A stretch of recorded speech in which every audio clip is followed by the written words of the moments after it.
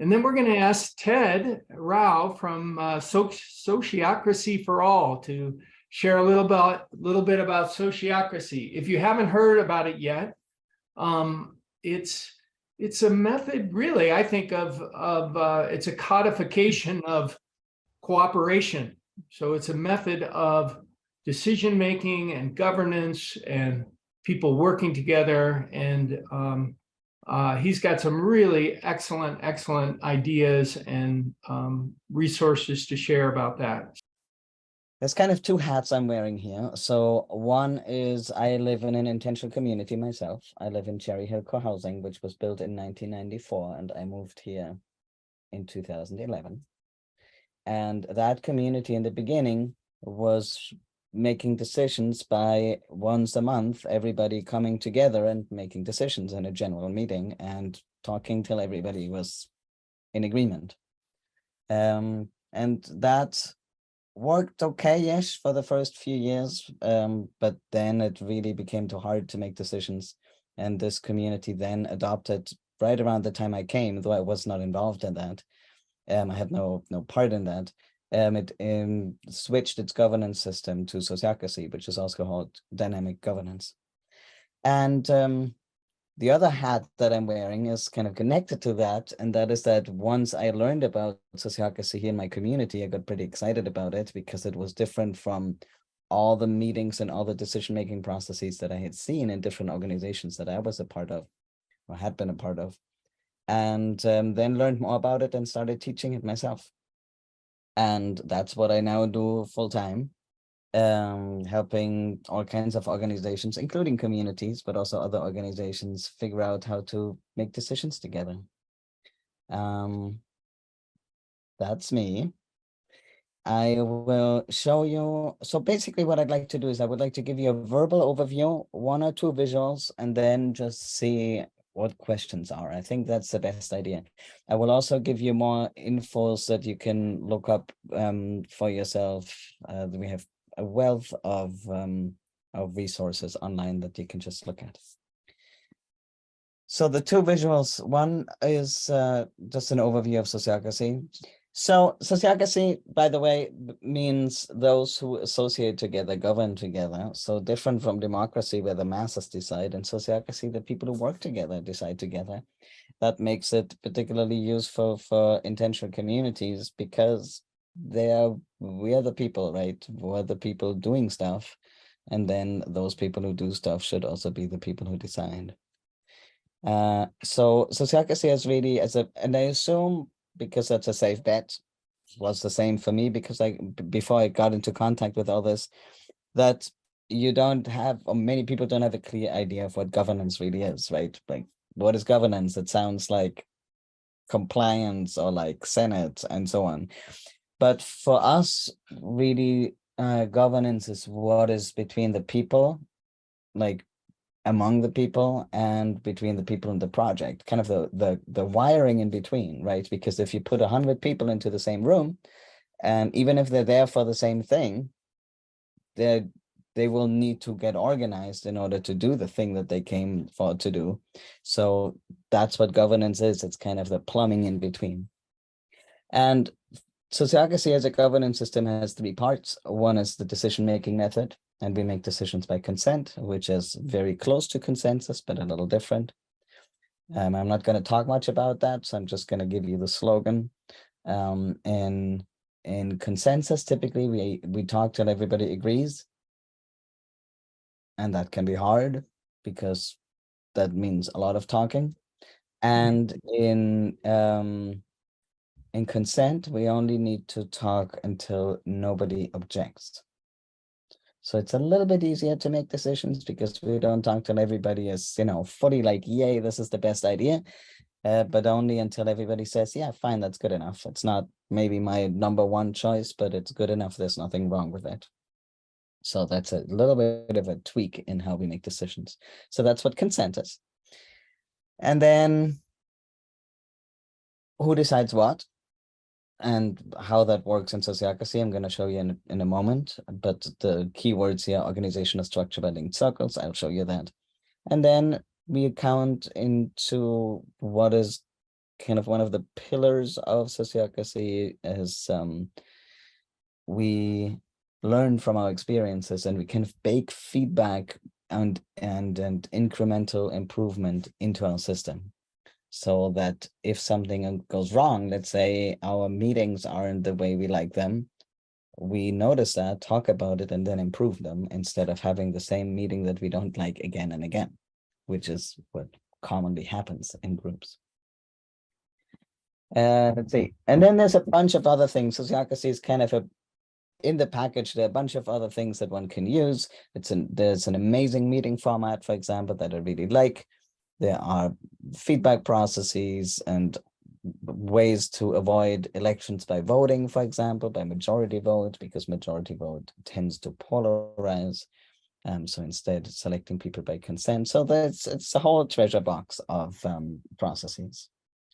But now what I want to show you, and you can see, by the way, I've decided not to make new slides, but reuse some that we used for class for the Foundation for Intentional Communities.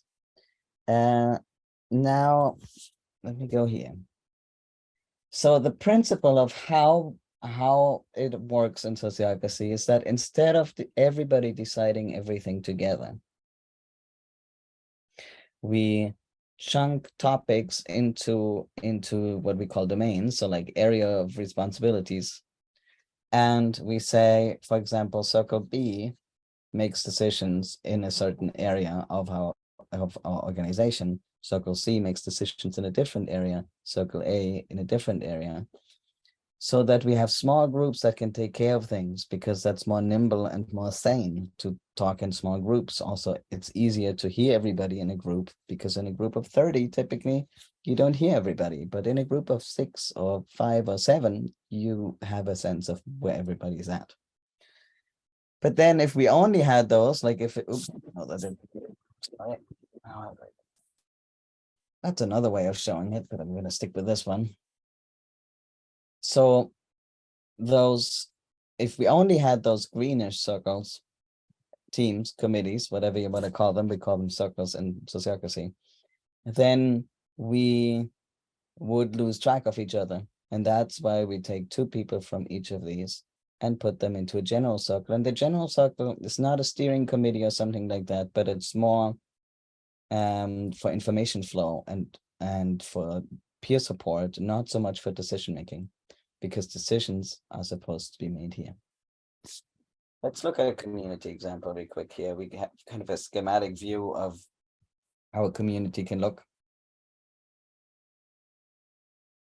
Let's use a simple one. So this is very close to what my community looks like. We have a circle that's called Buildings and Grounds, and that circle makes decisions about in our case, we're a condominium association, so the roofs are owned by the community. So they take care of the roofs, of the truck, of the roads, of the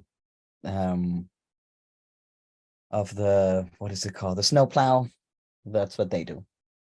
They organize the plowing, they do a lot of the plowing, they work with the contractors, and they make all the decisions about that. So the house that I live in, the roof is taken care of by that circle, not by me. I'm not part of that circle. They make decisions, they tell us why they make those decisions, and we trust them that they do it well, and we try not to interfere with them. Then there is a circle called the Common House Circle. Common House Circle makes decisions about the common house, like the meal system. They decide if they want to paint the guest rooms, then they decide to do that. And what else do they decide? They decide like make policy decisions, for example, about a guest room policy, because the guest room is within the common house. That is their decision to make.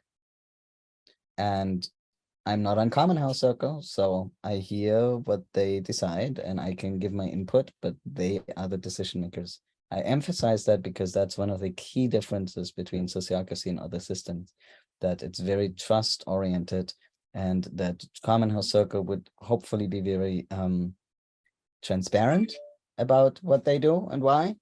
And I, on the other hand, trust them and again, try not to interfere as much. Then we have two other circles: pals, plants, animals, landscape stewards. So you can guess what they do. And then community life, which is a circle that I'm a part of in my community. Community life has several subcircles like governance, membership, community work. We also have kind of a fun circle, and finance circle is under here, which I didn't draw. But here you can see that two people from governance are also in community life, and one or two people from membership are also in community life, so that they all understand what's happening. And then from all the four circles, two people are here in the general circle that we call coordinating circle. And that's where they just oversee whether everybody knows what they're doing and knows exactly what part is theirs. And that's how we organize things. As I said, the advantage of that is that you have small groups, and small groups can really focus and listen better to each other instead of having to make decisions in very large groups, which typically gets unruly and tends to work best for people who are confident speaking in small groups, in large groups. Large group decision making doesn't work so well for people who are not confident doing that, and then we miss their voices. So that's one of the main reasons people switch. But I'm going to stop here and go to questions instead. Should I call on people myself? I see Bernadette, I think. Sure, go ahead. How do you have like a time limit before a person can be a member of a group? Like you've been there for 12 years and you know how the ropes go. What if I just move in and I want to be involved? Do I have to live there for so long before I'm involved? We don't have that. There is, of course, an explorer status, but as soon as you are a member that lives here and has opted in, you have consent and objection rights. The reason that is not so critical is because how do I explain that really quick? So let's say there are 5 people in community life and now a new person shows up, okay? That person would be on community life because they're doing work within that area. So they would ideally start doing work and then join the circle so that they're not completely brand new and don't know a thing. So that's one thing. The other thing is just the decision-making method really prevents complications, because if that person comes and objects, they would need to tell us why they're objecting. And then maybe there is a reason of where we say like, oh, there's something you don't know. Actually, that's not a problem. Or maybe they do see a problem, right? Or maybe what we're trying to decide doesn't work for new people. Then I would want to hear it.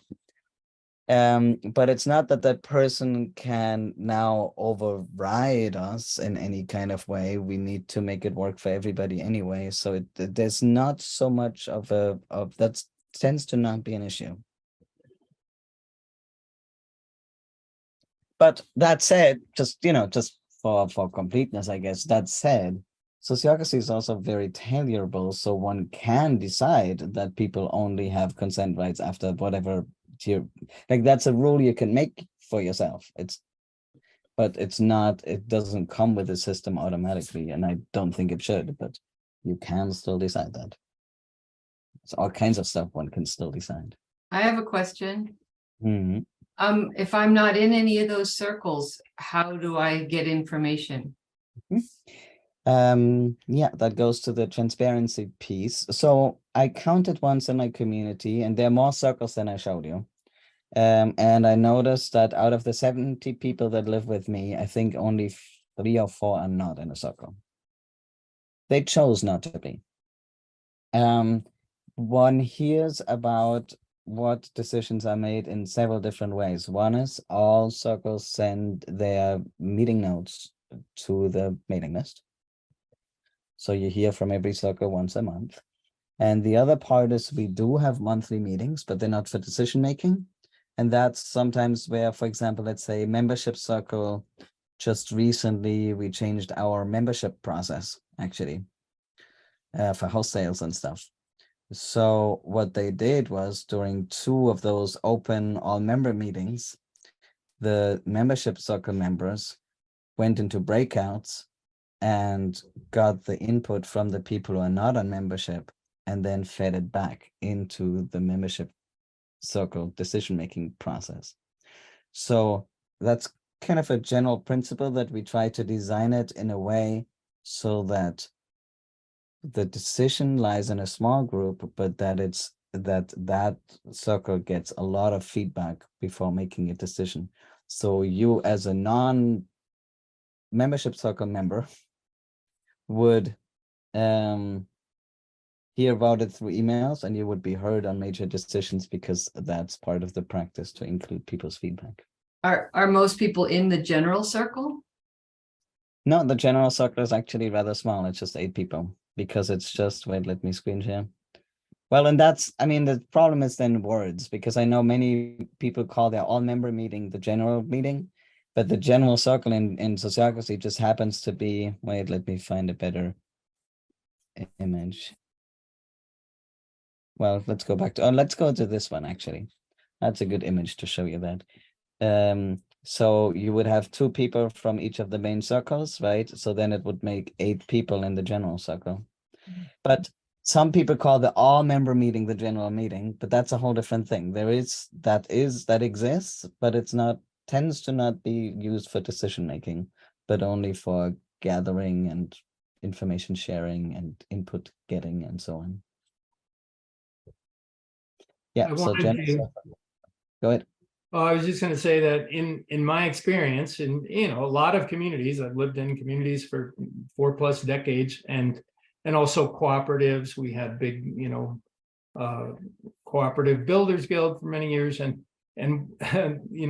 when those were working well, this is a lot what they worked like. This is very familiar and intuitive to me. It is, even though we didn't codify it in quite the same way.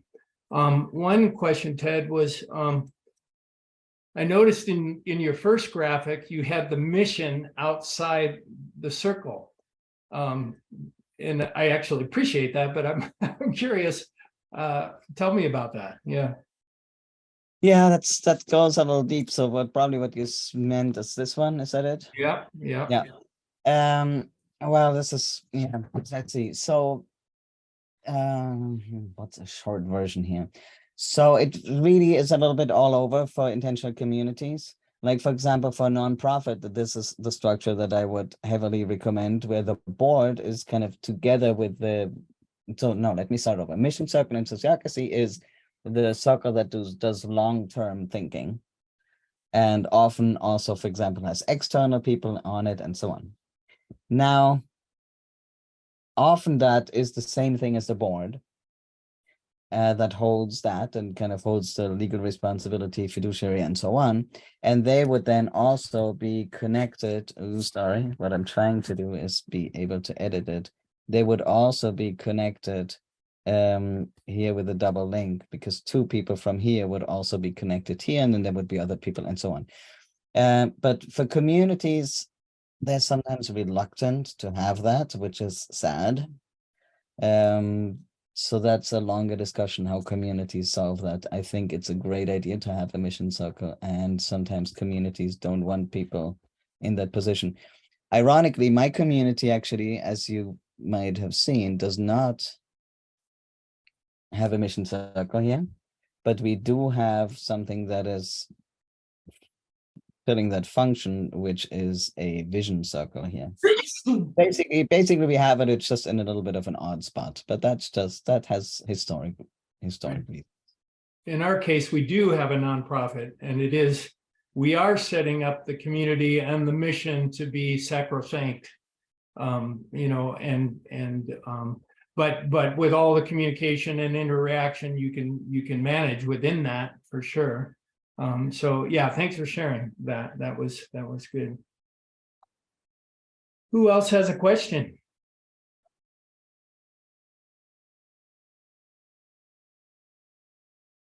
Maybe, excuse me, sorry, maybe I missed it on that image, that graphic for the people that went into the inner circle or whatever it's called. It seemed like one was an L and one was a D. Yes. What am I missing there? Well, yeah, that's just, I just scratched the surface here. So all of, I intentionally picked and chose what I would tell you, so I wouldn't overload you with information. Yes, the intention here is that one of these people is the L stands for leader or coordinator, and would be the person kind of holding this team and making sure everything happens here. While the delegate is the person who is the second person that then attends here, so that not all information just goes through the leader, because that's a little too many eggs in one basket. Uh-huh. And then it leads to a pattern a little bit like this. Yeah, see that we always have two people. So one of them reports that way, one of them reports that way. And that way we get kind of nice information flow throughout the whole system, because you don't have just one person running the show. Very cool. Yeah, How do you decide who's on what teams? Or uh, well, that's sorry, I have a kid scratching on my door right now. I You're know. hungry. That's like a little cat or something. Um, how do we decide who's on what team? Yes, you decide. Well, there's two things. One is how do you decide originally, and then kind of how, just like when you play a board game, there's how do you set up, and then how do you play. So those are two different questions, right? But generally, the general answer is by consent. So if I want to join a circle, the circle needs to consent that I join. If I become leader, then the circle needs to consent that I become leader. Like it's always in this mutual alignment, checking by consent. But there's more to say about that, but that goes a little deep for a first taste. Well, and my take on that, Christy, was always that whoever had the most energy for a topic, really had the responsibility. I mean, it's already built into who they are, and they, if they're willing to participate and serve and contribute, they should be in that circle. They should have a strong voice there. And so I think it is to some extent self-selecting. I think it's the way it really works. Just has a bunch of resources about all those different things. How do you select people? How does consent work, and so on? And then the second one has information particularly for community. So there's more than you can read in an evening. So there's plenty there. Great. And if you ever want to hear more, you know how to find us. Oh, and I wanted to say, I am teaching a one-day sociocracy workshop in Denver. Isn't that close to where you are? An hour away. I will put that into the chat as well. Thank you. Yeah. So yeah, I'll be over there. And now I will go eat. Thank you for All right. having me. Thank you very Bye. much.